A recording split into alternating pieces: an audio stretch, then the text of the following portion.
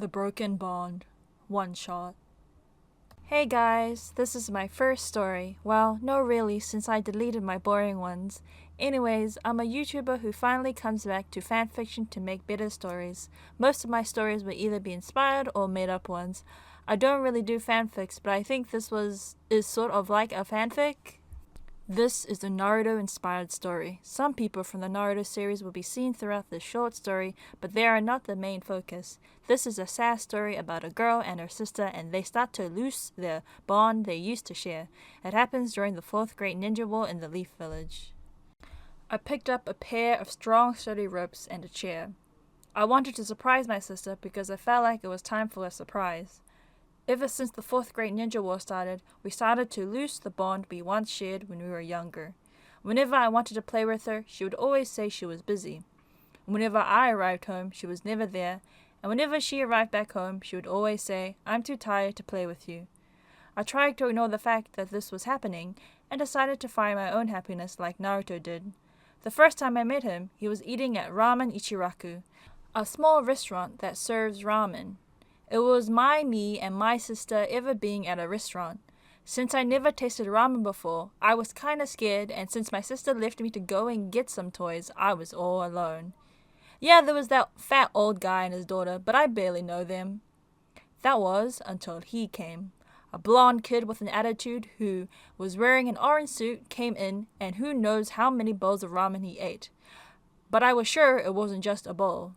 When he had finished eating his 20th bowl, he looked at me and stared. It was really creepy. He stared at me for a while and then looked at my bowl filled with untouched ramen. Turns out he only wanted my ramen. I hesitated at first and said that it was my first time ever seeing ramen. He said that I should really give it a go and try, as he said it was the best ramen ever. I went and tried the soup first, and it was delicious! I soon started eating the whole thing, leaving nothing but the empty bowl there. Naruto, who had finished his last bowl, said, "See, I told you it was good.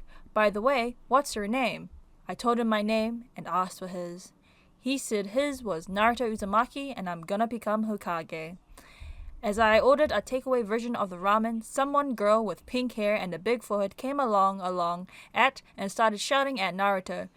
"You idiot, you're supposed to inform Lady Tsunade with the reports." "I was just going to," Naruto replied. "Then get move on it," as the girl kicked him out of the restaurant. I walked up to her and asked if he was going to be okay. She said that he was going to be fine since she did this almost every time. Yikes. Before I could ask for her name, my sister came back and told me that it was getting late. I agreed and walked back home with her. After a day or two, I managed to find out who the girl was. Her name was Sakura Haruno, and it turns that she and ninja team that included Naruto and Sasuke Uchiha, who would soon leave the village. When the 4th Great Ninja War came along, this is when I started to notice some changes with my sister. The first thing I noticed her do was always coming home late. The second thing I noticed was that she never had time for me, even though she did. I felt lonely.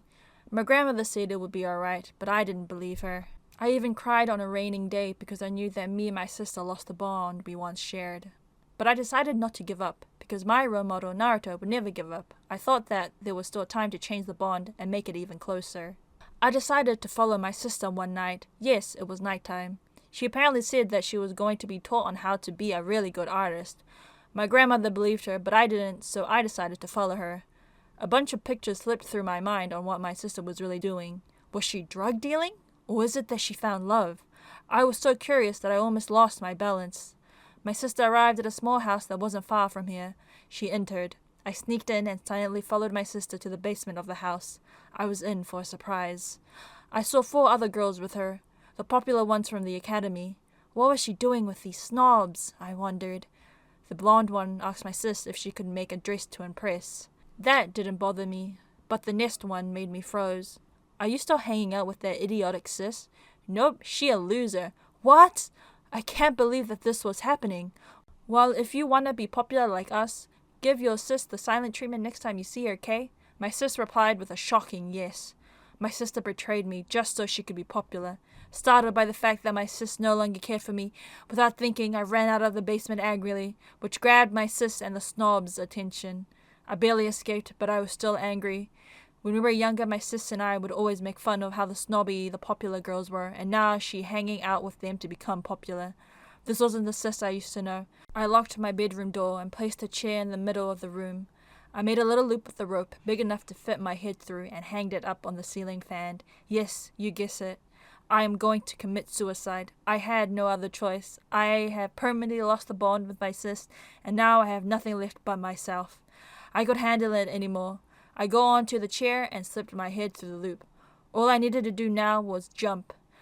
I closed my eyes. I counted to 3. 1, 2, 3. I jumped and struggled to find air. The ceiling fan made the rope move around it the circle.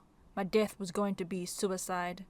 I opened my eyes, and with one last look at my sister who had just broken the door opened, I was gone forever. Bye everyone, bye life, and bye sis.